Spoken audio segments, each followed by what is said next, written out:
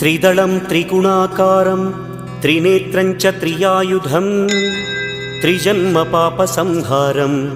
एकबिल्वं शिवार्पणम् त्रिशाखैः बिल्वपत्रैश्च अच्छिद्रैः कोमलैः शुभैः तव पूजां करिष्यामि एकबिल्वं शिवार्पणम् कोटिकन्या महादानं तिलपर्वतकोटयः काञ्चनं शैलदानेन एकबिल्वं शिवार्पणम् काशीक्षेत्रनिवासं च कालभैरवदर्शनं प्रयागे माधवं दृष्ट्वा एकबिल्वं शिवार्पणम् इन्दुवारे व्रतं स्थित्वा निराहारो महेश्वर नक्तं हौष्यामि देवेश एकबिल्वं